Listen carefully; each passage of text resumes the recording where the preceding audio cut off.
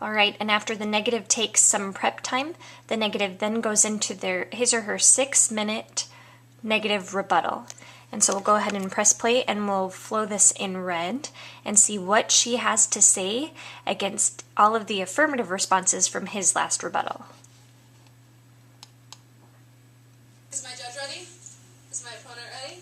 Great, then as a brief off-trend roadmap, I'll be going negation, affirmation, and then we'll finish up with So she said negation Now let's first. kind of look at the value and value criterion on the negation. We see that his value is quality of life, and his value criterion is personal value success system.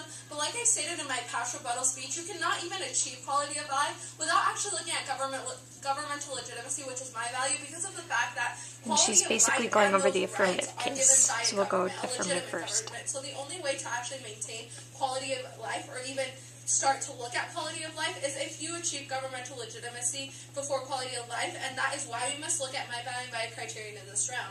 On to his first point of violates personal autonomy, he basically said that it would not be open to the public. It would be very hard to search for, which means that the kid next door would not be able to actually get this information. But the fact is, he actually violates fundamental rights like the right of property and the right of speech. We looked at he violates the right of property because if a third person actually posts something about you, you have the right to be forgotten, which violates his property rights because what he posted is being taken away from him.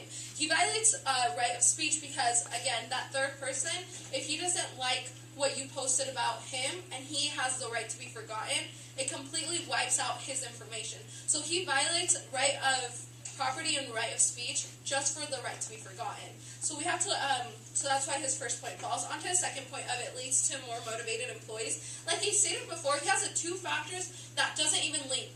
He even conceded in his rebuttal speech that he cannot actually link the right to be forgotten to the first factor of hygiene, which means that he cannot actually say with complete certainty that it'll lead to more motivated employees. He has no link to the first factor, and he said that the only way to actually achieve the final result from the two-factor equation is if we actually can link both factors to the right to be forgotten. Of course, he can link it to his second factor of motivation, but he can't link it to his first factor of hygiene, which means that his two-factor doesn't even carry through. So therefore, his second point falls. On to the affirmation real quick.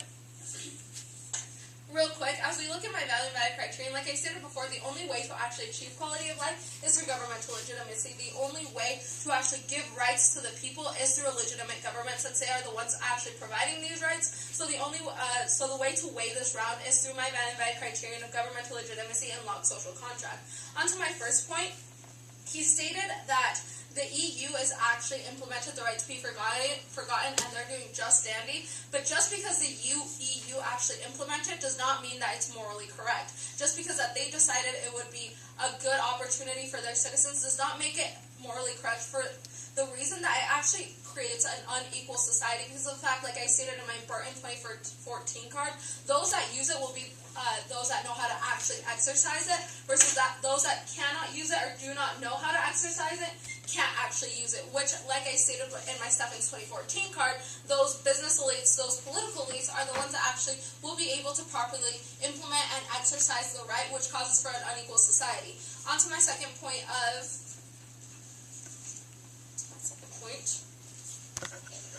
transparency, we can see that those that actually use it are the business elite and the personal elite, which means that they actually have the right to delete any information that is incriminating to political leaders or business leaders, which means that as a citizen, you can't actually see what your government is doing, which leads to a non-transparent government, which means that we actually don't achieve law social contract of knowing if the government is provided for them.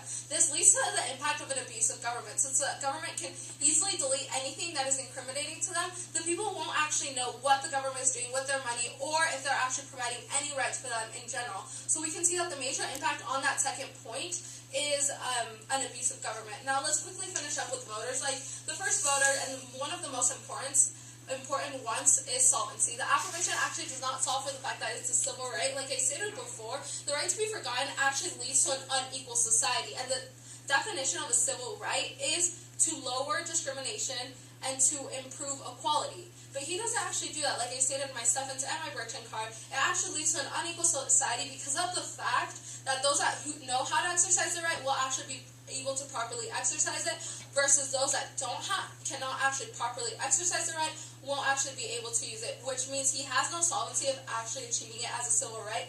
On top of that, it is very inefficient. As I stated in another one of my cards, you can see that the definition of what can and cannot be deleted is very vague, which means that maybe in one case, a situation might be able to pass as deleted, but later on, the judgment might change and not be deleted, which means we do not have consistency as to what can and cannot be deleted, which means he has no solvency and it's very inefficient. Your second voter will be the value and value criterion. Like I stated, you cannot get to quality of life without looking at governmental legitimacy first. The only way to achieve civil rights, or to even achieve maintaining quality of life, is to ensure that you have a legitimate government that can actually provide those rights and that can actually maintain that quality of life. Because without a government to implement said rights and to implement quality of life, there's no way to actually achieve it.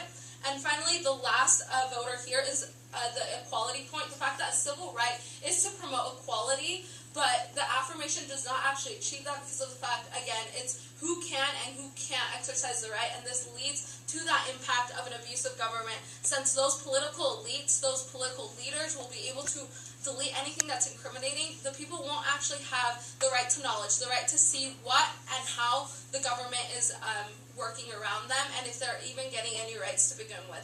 And for these reasons, I do urge a vote in the negation. Thank you for your time.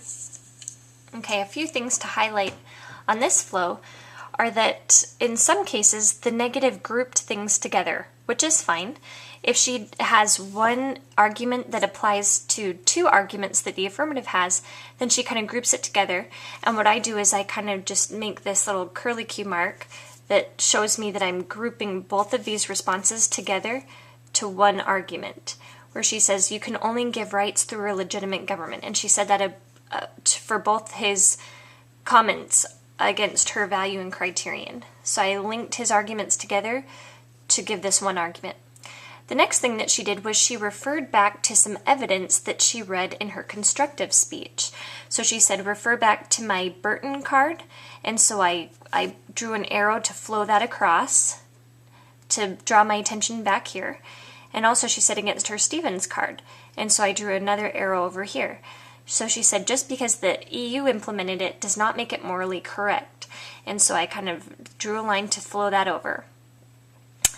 And then the next thing that she did was that she gave voters.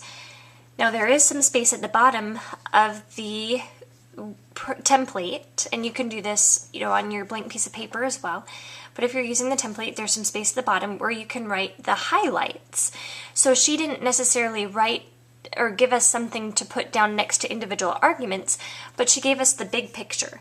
And so she said first is that the affirmative is creating an unequal society. And then she said next, the value, that the government, a legitimate government, is a means to the quality of life, and that we can't have the quality of life without a legitimate government. And then she said that the third right is that the civil right is meant, or that the third voting issue is the idea of civil rights, that civil rights are meant to promote equality, and that the affirmative doesn't give us that as a civil right. And so I just labeled them 1, 2, 3, and I wrote down that these are the main ideas that she wants me to think about. That the reason that she thinks she should win this debate is because of these 3 voting issues. So when they say voting issues, think of that as like a summary or the main ideas that you want that they want you to remember as part of this debate. So next will be the final speech, the 3-minute second affirmative rebuttal.